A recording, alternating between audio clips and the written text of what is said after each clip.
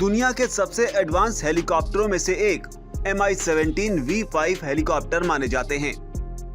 आधुनिक तकनीक और हथियारों से लैस इन हेलीकॉप्टरों का इस्तेमाल सेना हर जगह कर सकती है, चाहे वो जंग का मैदान हो या फिर जंगलों की आग बुझाना, घायल सैनिकों को जंग के मैदान से निकालना हो या फिर दुश्मन के इलाके में जासूसी।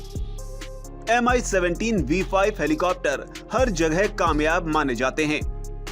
भारत का साल 2008 में रूस के साथ करार होने के बाद साल 2011 में इन हेलीकॉप्टर्स की डिलीवरी भारतीय सेना को शुरू हो गई थी। 2013 में भारत को 36 हेलीकॉप्टर्स की डिलीवरी दी गई और जुलाई 2018 में रूस ने करार किए गए सभी 80 हेलीकॉप्टरों की डिलीवरी भारत को कर दी थी। इस हादसे में मारे गए विंग कमांडर पृथ्वी सिंह चौहान को करीब 5000 घंटे का उड़ान अनुभव था। आमतौर पर इंडियन एयरफोर्स के पायलट हर साल करीब 200 से 300 घंटे उड़ान भरते हैं। इन पायलटों में सबसे ज्यादा उड़ान हेलीकॉप्टर के पायलट भरते हैं, क्योंकि हेलीकॉप्टर को उड़ान के बाद सर्विसिंग के लिए कम वक्त चाहिए होता है, जबकि लड़ाकू विमानों को काफी ज्यादा। जिस हेलीकॉप्टर क्रैश में जनरल बिपिन रावत मारे गए हैं, उसे साल 2013 में भारतीय वायुसेना में शामिल किया गया था।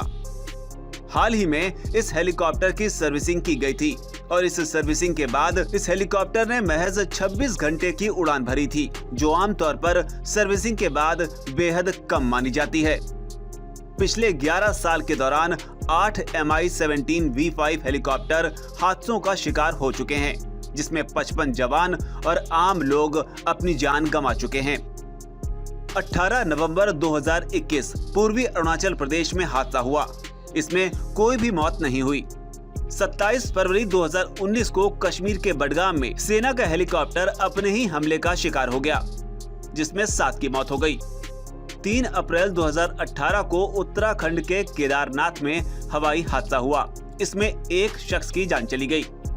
6 अक्टूबर 2017 को अरुणाचल प्रदेश में भी Mi-17 V5 हेलीकॉप्टर हादसे का शिकार हो गया। इसमें 7 लोग मारे गए। 25 जून 2013 को केदारनाथ में भी एक हेलीकॉप्टर क्रैश हुआ और यहां 20 लोगों की जान चली गई। 30 जून 2012 को गुजरात में आसमान में ही 2 Mi-17 V5 हेलीकॉप्टर टकरा गए।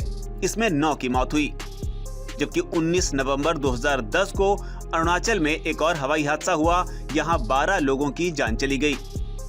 इनमें कुछ हादसों की इंक्वायरी रिपोर्ट को सार्वजनिक भी किया गया है। Mi-17 V5 के ज्यादातर हादसे पहाड़ी इलाकों में ही हुए हैं।